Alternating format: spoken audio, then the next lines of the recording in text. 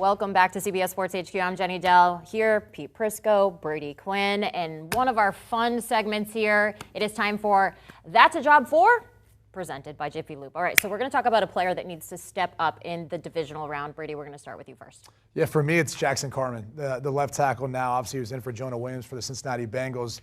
A lot of pressure on his shoulders considering he's got to go up against what at least on paper could be a tough matchup for him against the Bills' defensive front. You know, played last week for Jonah Williams after he went out.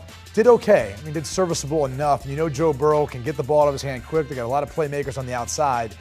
But how he plays, considering the way this offensive line has been beat up at the end of the season, it could very well, Pete, be the reason why the Bengals don't get to another Super Bowl in back-to-back years because of the offensive line issues they've sustained. It's not like he's replacing Anthony Munoz. I mean, my gosh, Jonah Williams has struggled in a big way this year. But still, but right now, they can't afford to have that many. No, right now they're starting 2 guards at tackle. If Jonah Williams doesn't go, by the way, there's some talk that he might brace that thing up and play. But if he doesn't go and Carman starts, he was a starting guard.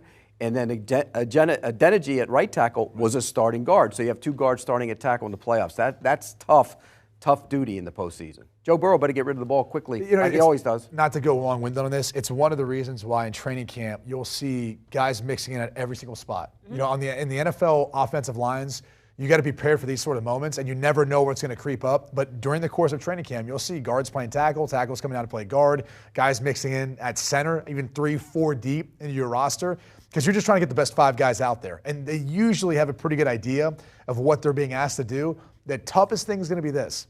If you start seeing backups playing guys like that or guys kind of out of position, it's always the communication on the road. You know, when you've got a variety of blocks you're trying to execute or even in the pass protection, that communication down the offensive line, when it's not the same group, a lot of times it's pretty hard to communicate that stuff. By the way, Adeniji was terrible at guard, much better tackle. Guys in Cincinnati told me, they said he's a tackle. He shouldn't have been playing guard last year. He was the spinning top a bunch last year. He was. You could have had him more, too. We'll get to that in a second. First, your pick for the play. I'm going to the offensive line of the New York Giants. I'm going to Evan Neal. Evan Neal has not played well since coming back. Danielle Hunter got him when they played at Minnesota, got him last week. When he played in the regular season, he got him for 2 sacks. He got him last week as well. And now you're facing an Eagles team that can rush the passer as well as anybody in the league. In fact, they led the league in sacks. It's amazing when you think about it. They were 2 off the record for sacks in a season.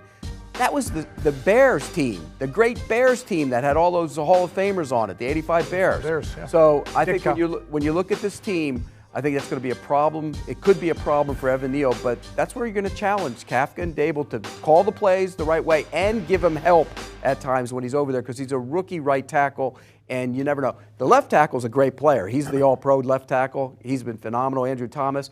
Neal's going to get there, but this will be a big test for him. And the difficulty is when you've got as talented of a group as Philly does up front, you really can't take usually that uncovered offensive lineman, right? 5 offensive linemen, 4 down defensive linemen, someone's uncovered. Usually you kind of move that guy to the way of the guy who needs help. The problem is when you've got a talented group like that, it's a problem. And most defenses now are running a lot of those 5-man fronts like you show in your spinning top every week. So they get those one-on-ones. And so unless you're using a tight end running back, which if you're using Saquon Barkley, you take him out of being a pass catcher, now you're playing into the hands of the Philadelphia Eagles defense. So that's the difficulty behind this scheme when you've got an offensive line versus defensive line mismatch like that. Neal is saying everything right that he could say out there. He said, I'm here to empty everything I have in the tank at the end of the game, whatever the outcome is. I just want to be able to look at myself in the mirror and know that I gave it my all. So